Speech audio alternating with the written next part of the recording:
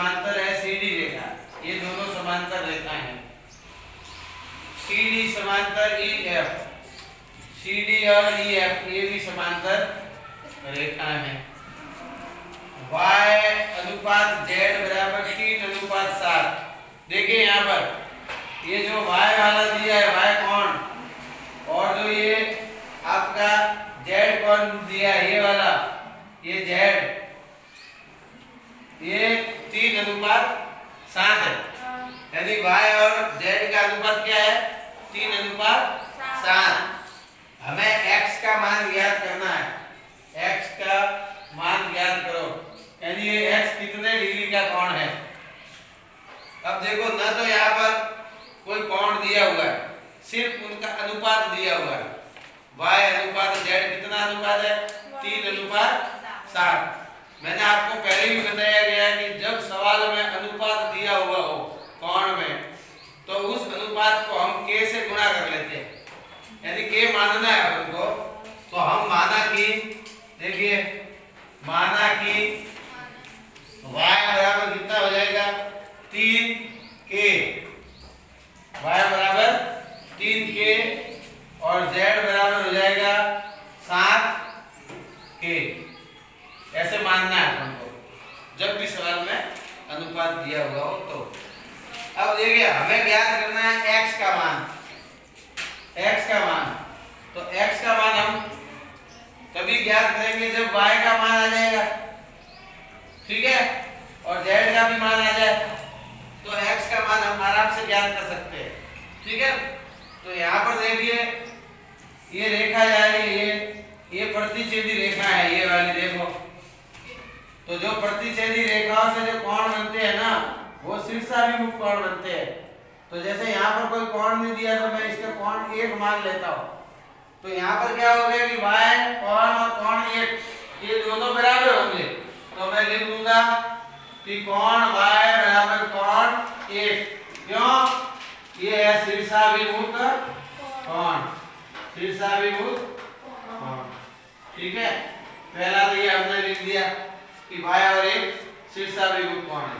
फिर देखिए ये यहाँ पर CD समांतर रेखा, ED EF समांतर रेखा, यहाँ पर एक तिर्यक रेखा काट रही है। देखो दो समांतर रेखाओं को एक तिर्यक रेखा काट रही है। तो तिर्यक रेखा के एक ही ओर के जो कोण बने हुए होते हैं वो 180 डिग्री होते हैं। तिर्यक रेखा के एक ही ओर के अंतर कोण कितने होंगे? 180 डिग्री।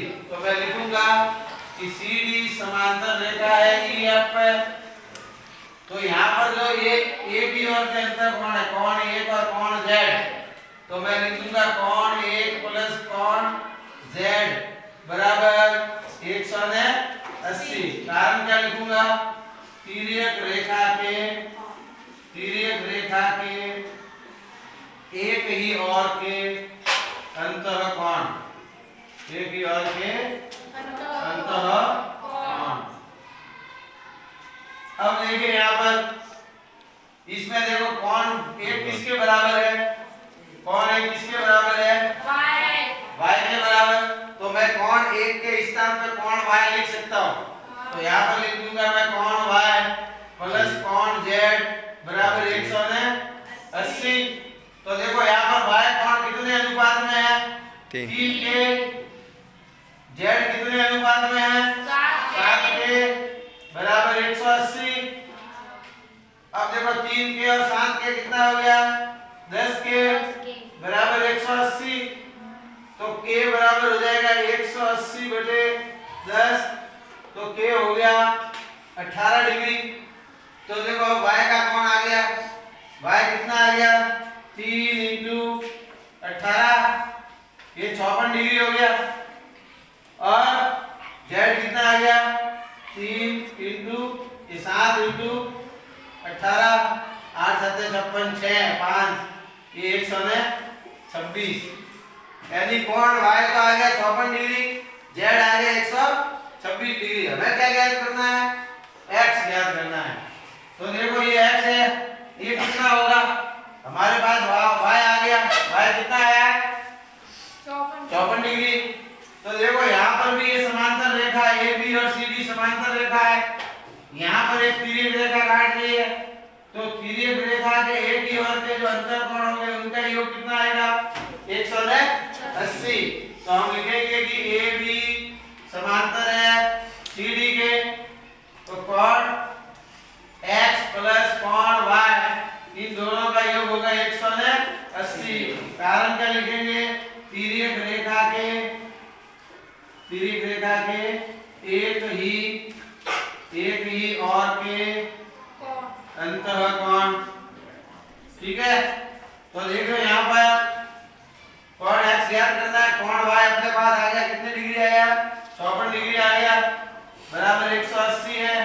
तो कोण x बराबर 180 माइनस 54, अब इसमें से घटा दिया तो 126 डिग्री, यानी कोण x का मान क्या आ गया 126 डिग्री। आगे अगली क्लास में हम अगले सवाल